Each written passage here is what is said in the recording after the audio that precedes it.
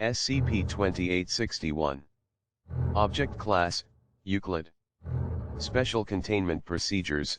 Instances of SCP-2861-1 are to remain on the premises of the cemetery. A perimeter has been established around said premises and is to be patrolled hourly by Foundation security personnel on rotating 8-hour shifts. Any unauthorized individuals attempting to enter the cemetery are to be turned away and given the explanation of an ongoing grounds refurbishment project. The groundskeeper's cottage and visitor center on the cemetery premises have been repurposed for Foundation use. At least 3 Level 3 containment specialists are to remain on the cemetery grounds. Additional personnel and heavy equipment vehicle support may be requested from any nearby Foundation sites. All personnel assigned to SCP-2861 must have prior training for administering emergency treatment of psychological trauma.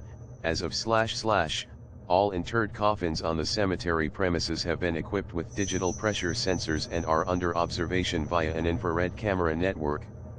Upon either of these systems indicating atypical activity below ground, personnel are to immediately exhume the coffin at the corresponding location. Any individuals, alive or dead, recovered as a result are to be transported to the medical section of the Foundation Modified Visitor Center for further inspection and care. TTT. Description: SCP-2861 is a phenomenon affecting the cemetery located in the Netherlands, involving living human individuals spontaneously appearing in coffins buried at the graveyard. Affected coffins are designated as instances of SCP-2861-1, and are noted to cease exhibiting SCP-2861 effects upon removal from their corresponding grave site. 1. Carbon dating indicates that SCP-2861-1 instances were created during the 18th and 19th centuries.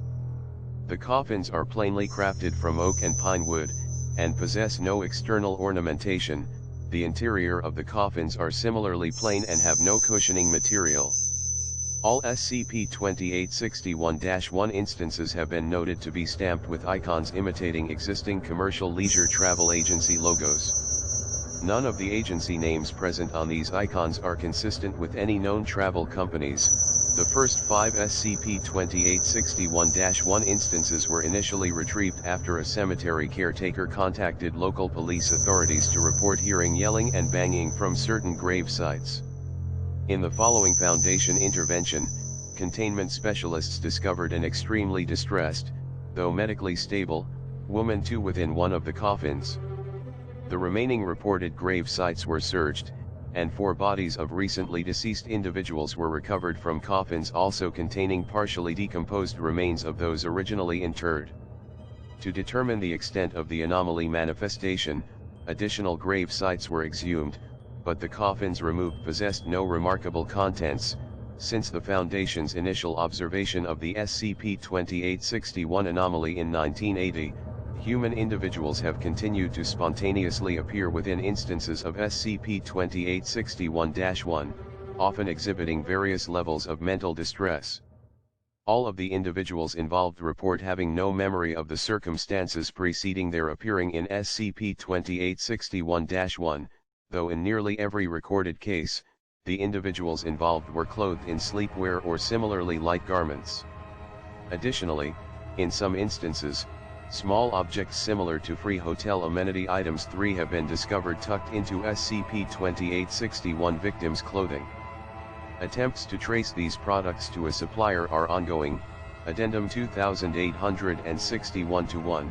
Of all current survivors, Mr. Jacob Van Dijk, 34 years old at time of recovery, has been deemed the most lucid.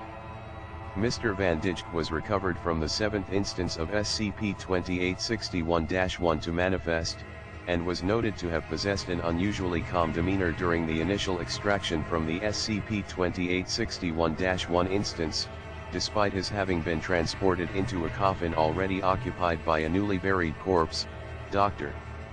de Graaf, the medical personnel member assigned to oversee Mr. Van Dijk's therapy sessions, is currently researching Mr. Van Dijk's atypical restraint in relation to other case studies involving SCP-2861, Addendum 2861-2.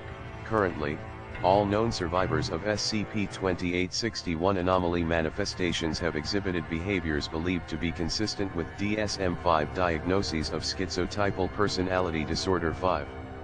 While attempted regularly, interviews with survivors capable of coherent speech do not often yield actionable data. See Interview Log 2861, for a case excerpt, Interview Log 2861, note, this interview was conducted in Dutch and has been translated into English. Interviewer, Dr. Martijn de Graaf. Interviewee, Mr. Jacob van Dijk. Retrieved from SCP-2861 on / Dr. de Graaf, is the level of light to your preference, Mr. Jacobs, Mr. van Dijk? It is a little too bright, Dr. de Graaf. If the lights are any dimmer you will not be able to see anything, Mr. van Dijk. Yes. I miss that, truthfully. Closing my eyes helps me remember, but it is not quite the same, Dr. de Graaf. The same as what, Mr. van Dijk? The same as sleeping like the dead. It was an experience. Like the most expensive spa, Dr. de Graaf. What do you think about when you close your eyes, Mr. van Dijk? The graveyard. 6. Dr. de Graaf, you wish to return there, Mr. van Dijk? It is the most peaceful place that I know of. I am not surprised they were upset if some people did not like it. Maybe I will return on the next holiday, Dr. de Graaf. I understand. We will do our best to accommodate you, Mr. van Dijk. Please put me back there sometime. It was so comfortable and quiet, plus authorized personnel only, security clearance accepted. When the cemetery premises basement used for embalming no longer offered sufficient space for the number of individuals affected by SCP-2861, a new facility was constructed to serve as a space for psychiatric treatment. To the public, this building is explained as being a private crematorium for members of an undisclosed family. Thus far, no common or Foundation-developed treatments have permanently improved the mental health of SCP-2861 victims. Currently, the method that has received the most consistently positive reaction involves allowing the patients to sleep in specially designed wall cavities lined with dirt. Note from Dr. de Graaf, the patients seem to respond best to someone else, or an automated system, letting them out after they are done sleeping. They prefer not to rely on themselves to choose when to get up. Addendum 2861-3, trace samples of DNA, most commonly bloodstains and fragments of human fingernails, have been recovered from the woodwork of SCP-2861-1 instances. Carbon dating of these remains reveals that the oldest samples are estimated to be nearly 200 years old, while the most recent are dated at approximately 1970. In cases, genetic material from more than one individual was recovered from a single instance of SCP-2861-1.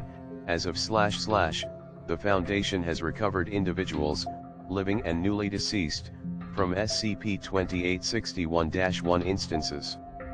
It has been noted that consistently throughout these cases, those who suffered asphyxiation had panicked and damaged the corresponding coffin, while the survivors left the contents of their coffins undisturbed.